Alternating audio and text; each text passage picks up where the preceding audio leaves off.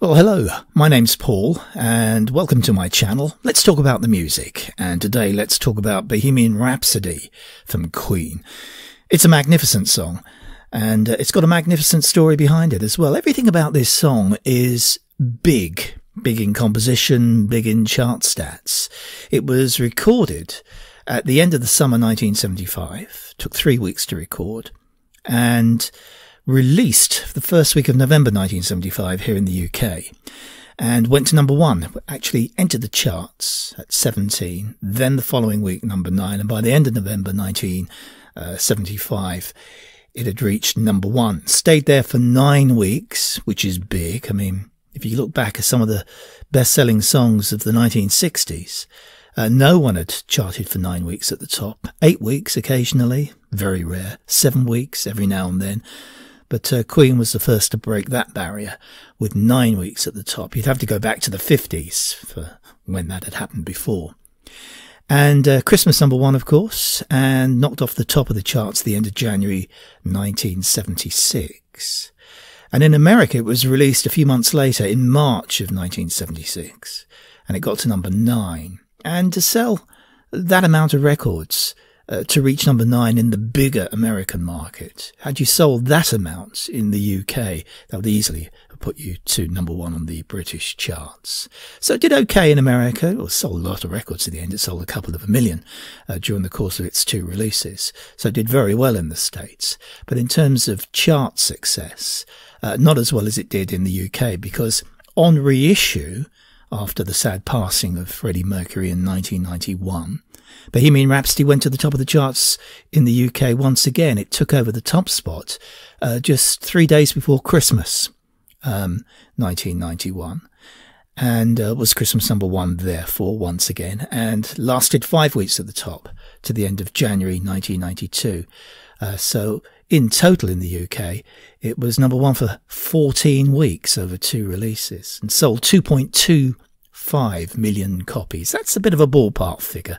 Add or take away a couple of 100,000 to that, but that's a sort of ballpark that you're talking about, which in this country, in the UK, has lent itself to being the 3rd bestseller of all time, behind the Princess Diana tribute by Elton John and Band-Aid, Do They Know It's Christmas. Then Bohemian Rhapsody comes 3rd with Mull McIntyre 4th in terms of record sales in the UK. And the second time on release in America, it did better. Got to number 2, possibly helped also by the fact that the song itself was featured in the Wayne's World soundtrack. Do you remember all of those guys in the car bashing their heads to Queen? They were rocking out in the car. Yes. Go Beelzebub, has the devil put aside for me, for me, for me.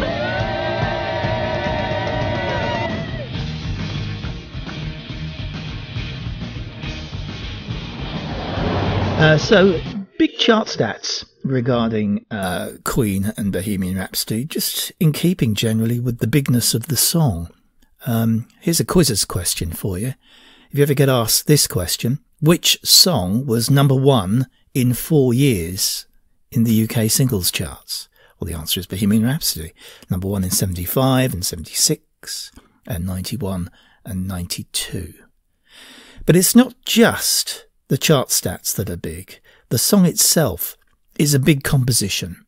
I mean, just listening to it. I mean, the first time you ever hear this song, it kind of takes your breath away a little bit. I think when I first heard it, the first thought that came into my head was, wow, what was that I've just listened to? And to come across that operatic piece in the middle of the song, I mean, no one would have predicted that. That is not anticipated. That really does catch everyone by surprise. But the song was breaking down boundaries. It was breaking down barriers in music, because it wasn't your normal sort of pop song that was the song that you'd hear in the pop charts, you know, intro, verse, chorus, there may be a middle 8, and then chorus out.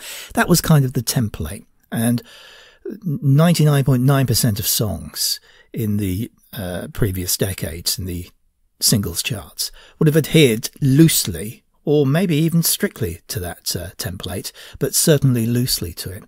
Good Vibrations, the Beach Boys, was a song that kind of really pushed the boundaries back in '66 because it broke that template. What Brian Wilson of the Beach Boys did was piece little bits of sounds together to create the finished product, Good Vibrations. That's evident now.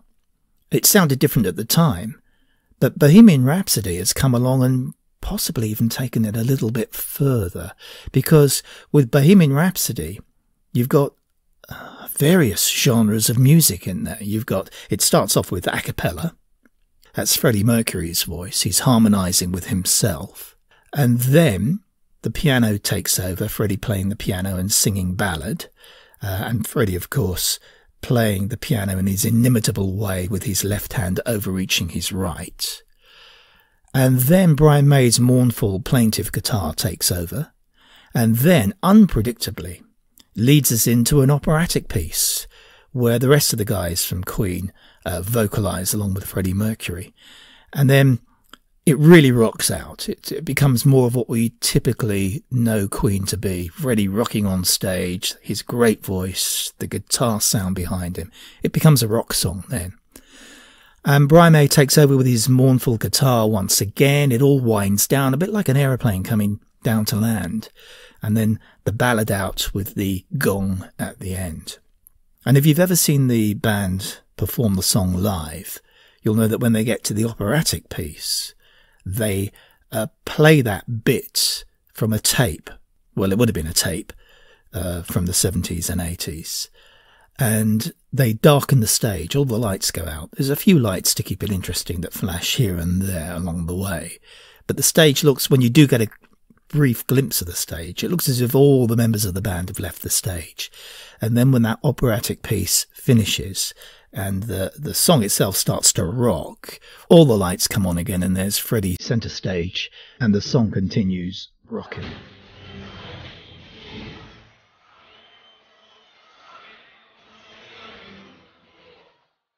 So a big song, big composition, nearly 6 minutes long.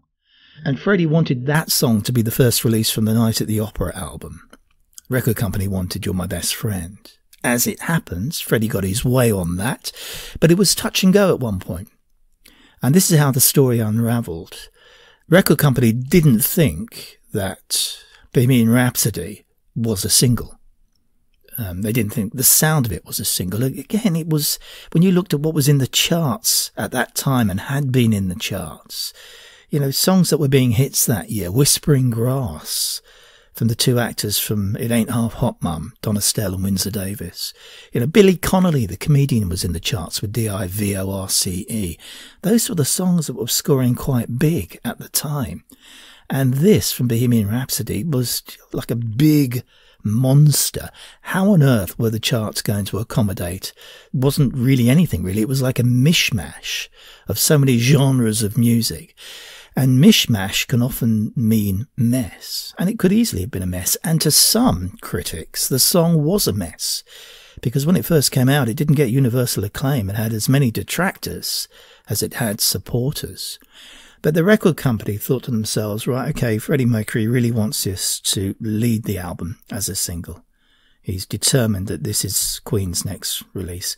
And this would have been their fourth hit single. They'd already had three. They'd had Seven Seas of Rye. Then they'd had Killer Queen, which almost made #1. And they had Now I'm Here. And this, again, was completely different to what they'd done before. And the record company weren't particularly easy about this. They, you know, okay, as an album track, but as a single, they didn't want to go for it. But Freddie was determined, and they thought, right, okay, we've got this band Queen. They're not a teeny bop band. 20-somethings, 30-somethings are buying their music, which means there's a lot of value in them, that value not only for the band themselves, but value for us as the record company. Let's give him his head. Let's let him have what he wants. And if it works out, we're all winners. If it doesn't, we'll be able to say, well, Freddie, we warned you, we told you, listen to us next time. But they did add a caveat to that. They said, song's too long, cut it in half, make it 3.5 minutes. because they believed it wouldn't get any TV or radio airplay because it was too long. Which I think is a bit of hog, really. Through the 60s, there were long songs that came up every now and then. Hey Jude, the longest single of the decade, 720, 725. Didn't stop it from getting to number one. Mind you, it was the Beatles. They could do anything. Also, Richard Harris, he wasn't even a singer, he was an actor. And MacArthur Park, that was more than 7 minutes long. That made top 5, got lots of airplay. And even heading into the 70s, Maggie May, a big song from Rod Stewart. That was in excess of 5 minutes. Didn't prevent it from getting to number one. And even earlier on that year in the summer, number one, 10cc, I'm Not in Love, over 6 minutes long. So these songs that were long didn't prevent them from being really successful. And why should that not be the case with Bohemian Rhapsody? But the record company really wanted it cut down to about 3.5 minutes. So what do? How do you cut a song like that down? Let's get rid of the a cappella start. It's not needed. And then the ballad bit with Freddie playing the piano. Okay, let that stay. Brian May's mournful guitar. Okay, keep that in. The opera, that's got to go. What's that doing in a pop song? Then they rock out. Yeah, that'll work well after the guitar. Let's keep that going. But then fade it after that. We don't need the ballad out. We don't need the gong or anything like that. So there you go. That's 3 minutes, 3.5 minutes. Job done.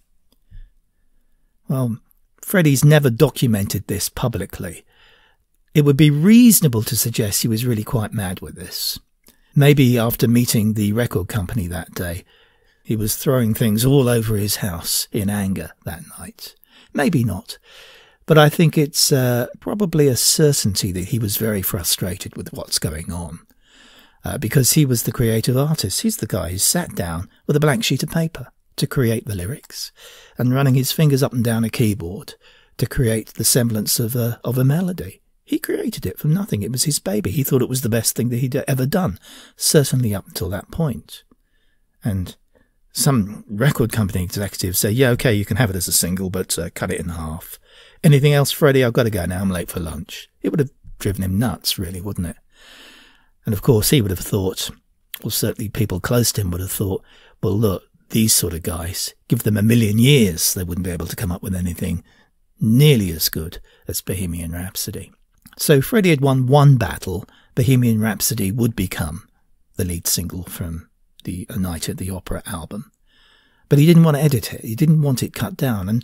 And why would you? I mean, the song, it was an opus. It's a body of work. And to take anything out would detract from the overall perfection of the song, I'd say. So Freddie was beginning to doubt his own judgment around now. So what he did was go to a good mate of his, Kenny Everett, who was a legendary DJ. And he was a guy who'd always broken down boundaries with his radio programs, did things that other presenters, other DJs on the radio had never done. Often got into trouble for it, but he was very creative. And he was pushing back boundaries in the same way Freddie was trying to push back boundaries with Bohemian Rhapsody. So Freddie gave a copy of the tape. Remember, the song hadn't been pressed yet. Gave a copy of the tape, Bohemian Rhapsody, in full, nearly 6 minutes long, to Kenny and said, look, Kenny, this is the situation. This is the aggravation I've been getting from the record company. I'm beginning to doubt myself now. Will you listen to it and be honest with your opinion? Tell me what you think. Will it get played on the radio? Do you think it's a hit? Do you think it's the right song we should go with as our next single? I want you to be honest. You're my friend. Be honest with me. And Kenny said, yeah, I'll get back to you. And Freddie Mercury got a phone call from the record company about 4 days later. And the record company said, do you know Kenny Everett's playing Bohemian Rhapsody twice a show? He's been playing it all week, twice a show. That meant 12 minutes of Bohemian Rhapsody every show. And they were worried about 6 minutes being played. So that led the record company to think, right, it will get airplay. So we'll go ahead pressing it full length, 5 minutes, 50 seconds long. And the song went into production and was released at the beginning of November. And at the middle of October, Noel Edmonds, who was the breakfast guy on the national radio station Radio 1, had it as his record of the week. And at the end of the week, he said, it's going to be my record of the week again next week. So that meant it got played every day on the biggest radio show in the country. No wonder it went into the charts at number 17 and was number 1 within 2 weeks. So some nice stories there about Bohemian Rhapsody. Everything about the song is big, and it's always risen high in the popularity polls. In a Guinness World Records poll of 31,000 people in 2002, it was voted the UK's favourite ever chart hit. And again in 2012 in an ITV poll to find the nation's favourite number 1 over 60 years of music, it was voted right at the top. But those sort of polls are often skewed in that they'll give you 20 songs to vote for. When you think of the thousands of songs that have been released over the years, and they come up with 20, and then you vote for one of those 20. But nevertheless, Bohemian Rhapsody was one of those 20, and it finished top in that poll. And it also won a Brit Award for Best Pop Single between 1952 and 1977. This was back in 1977 as part of the Queen's Silver Jubilee. 25 years she'd been on the throne. So they looked back over the 25 years and came up with what they thought were the best British singles and awarded a winner. And Bohemian Rhapsody was that winner. In fact, a joint winner, along with A Whiter Shade of Pale. Freddie himself has always been pretty tight-lipped about what the lyrics mean. He said people should just listen and then make up their own mind about what the song says to them, which says to me the song really is total fabrication in terms of lyrics. It's just made up their words that work well together and can create something in the listener's mind that means something personal to them, but it doesn't really mean anything personal to Freddie Mercury himself. But there's also the possibility that maybe the lyrics are so personal to Freddie that he didn't want to divulge them. So there we have Bohemian Rhapsody from Queen, one of the biggest and greatest songs ever recorded. Ironically, in the UK, Bohemian Rhapsody was knocked off the number 1 spot by ABBA. Why was that ironic? Little question there for you. Ironically, in the UK, Bohemian Rhapsody was knocked off the number 1 spot by ABBA. Why was that ironic? Is another quizzes question for you. Got the answer coming up now. And it's to do with the words Mamma Mia. I mean, how often do you come across a chart hit that uses the words Mamma Mia in it? Well, I can only really think of 2. And they were consecutive number 1s. Because Bohemian Rhapsody, with the lyrics Mamma Mia during the operatic piece, was knocked off the number 1 spot right at the very end of January 1976 by ABBA and Mamma Mia. Well, there you go. Well, I hope you enjoyed this little talk about Bohemian Rhapsody and Queen. We've got lots more of these songs coming up. If you'd like to subscribe to my channel, please feel free to do so. I'd love that. And also like if you like. Oh, and by the way, if you've got any suggestions for songs, then just let me know the song titles and leave the rest to me. I'll see what I can do. So until the next time, keep safe, keep well, and I'll speak to you soon. Bye-bye.